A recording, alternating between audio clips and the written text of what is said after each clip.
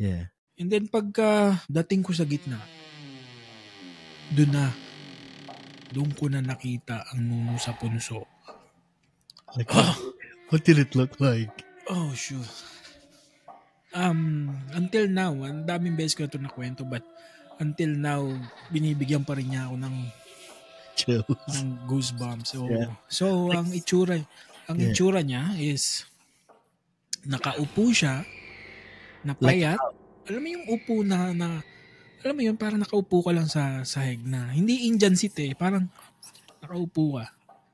And then, yung tuhod niya hanggang dito sa baba.